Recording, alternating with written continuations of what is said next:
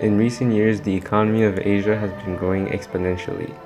More and more, we are seeing a shift in international interactions between the West and the East.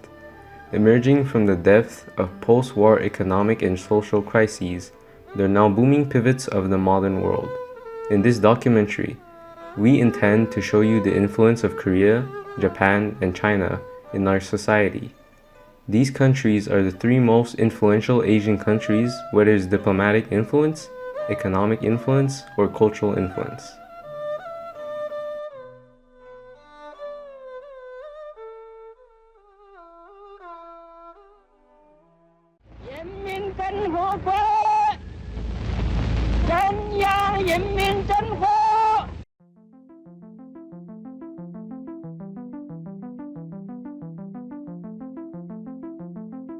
The Republic of China was founded in 1949 after the Second World War with the Communist Party in control of mainland China.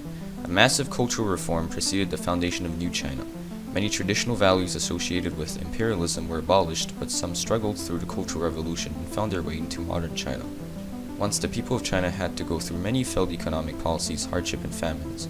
China is now a very prosperous nation with 1.4 billion inhabitants on the mainland and over 50 million more overseas. China is the most populated country in the world and one of the most influential with a GDP of 12.24 trillion US dollars. China has the world's second largest economy. Mandarin, the most spoken dialect of Chinese, appeared during the 12th century and became the standardized dialect after the establishment of the Republic of China.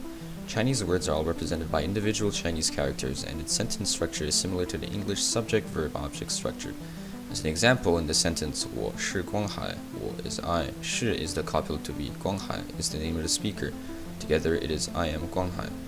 The pronunciation of Mandarin is very challenging. Unlike English, every character has a one-syllable pronunciation and a tone. There are 5 tones in Mandarin: the flat, rise, fall, and the neutral tone. For beginners, the different tones are almost indistinguishable from one another. However, correctly articulating every single tone is very important, since many words in Chinese have the same pronunciation but different tones, such as ma meaning mom, ma meaning to scold, and ma meaning horse. It is impossible to guess the pronunciation of a character and its tone if you don't know it by heart, so memorization is the key to success in Chinese learning. Its writing is called Hanzi, and it has given birth to many other writings, including Korean Hanja, Japanese Kanji, and even Vietnamese Chuhan.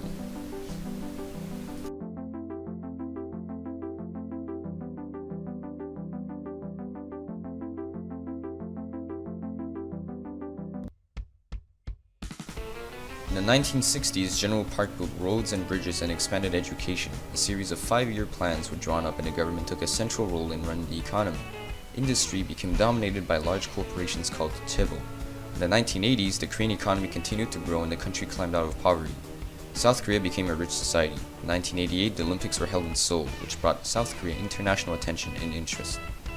However, from the mid-1980s, there was increasing dissatisfaction in South Korea led by the students unhappy with the regime. In 1987, Christian leaders spoke out against the regime and many people held mass political protests. General Chun agreed to step down and democratic elections were held. In 1988, General Roh Tae-woo was elected president. By the 1990s, South Korea had become a fairly rich nation and its people had a quite high standard of living. It was also a democratic country. In the 1990s, the government began to deregulate industry, increasing the economy's efficiency, competition, entrepreneurship, and innovation. The modern Korean writing system was invented by King Chosun in 1446 during a period of great economic and cultural prosperity brought by the new dynasty. It was invented in order to simplify the language, thus making it easier to learn for the Korean working class.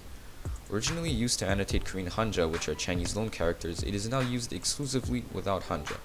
The Korean language has one of the easiest writing systems in Asia, but that is counterbalanced by its very troublesome pronunciation and grammar.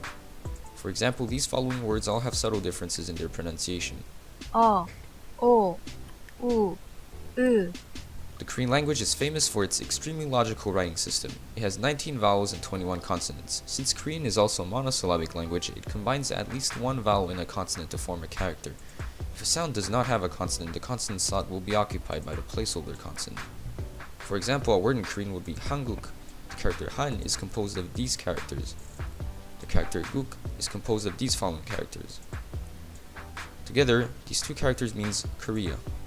Korean characters are completely phonetic, so it means that once you've learned all vowels and consonants, you can read everything in Korean. The grammar is very similar to Japanese. The sentence structure of Korean is also that of subject-object-verb, meaning that the object is put before the verb. Similarly to Japanese, there are particles between sentence components. For example, a sentence in Korean would be 나는 오스카이다, which translates to I am Oscar. Na is the subject. 는 is the topic particle, which indicates the subject. As you can see, the components of a sentence are agglutinated by particles that point to the grammatical function.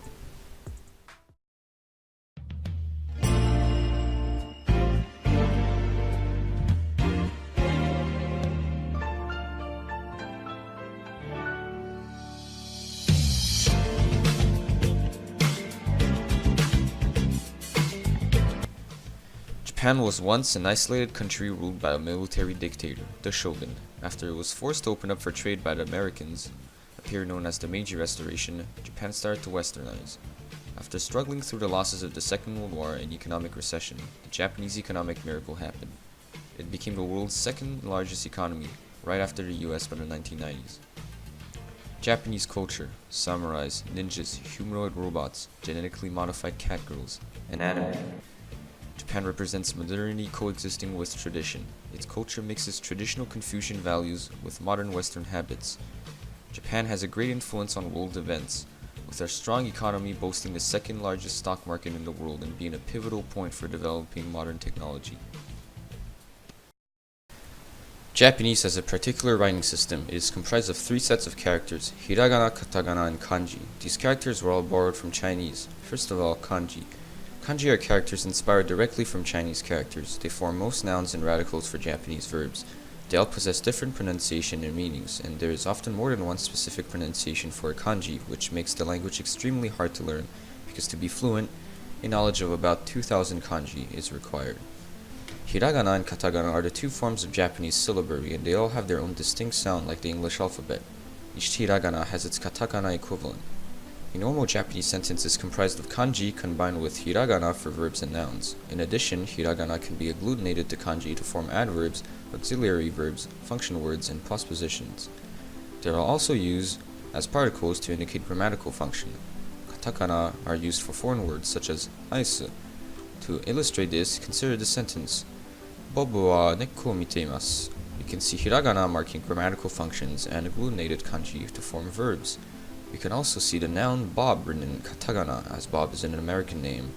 All the particle transformed into English would look like this. Bob is miteing the neko. You can also notice that objects in Japanese come before the verb. These countries have enormous influence on Western society. To demonstrate this, we went to spots that show their influence in Montreal. The Korean consulate is located in a small office building. They've established diplomatic relations in 1963 with Canada after we helped them push back the North Koreans during the Korean War. The consulate organizes many activities and meetings with the Canadian officials to help the Korean community in Montreal. We also visited the Japanese consulate, which is also located in a small office building. 2018 marked the 90th anniversary of the start of the diplomatic relations between Canada and Japan. Japanese diplomats frequently visit and host meetings with Canadian officials. You can also apply for a scholarship at a top Japanese university like the University of Tokyo or Nagoya, given by the Ministry of Education, Culture, Sports, Science, and Technology. We tried to visit the Chinese consulate, but sadly it simply stopped existing a while back. The influence of these countries extend vastly over simple diplomatic relations. In Montreal, we have a large Asian community, most notably Chinese and Korean. Many aspects of their culture is present in our society, like gastronomy, music, and anime. With the world's economy constantly globalizing, it is not difficult to see how cultural crossing has already changed our society. Japanese video game companies such as Nintendo have been ingrained in the gaming industry. Korean pop music has taken more and more space in our playlists. Chinese culture had such a great influence in our society that the English language even has loanwords from Chinese, such as brainwashing from the Mandarin Sino. Asia might be entering a golden age soon, when only 50 years ago most of the continent was nothing but third world misery. We're not trying to make any political statements through this video, but we thought that sharing cultures from around the world might help us better understand who we are, whether it be as individuals or a society as a whole.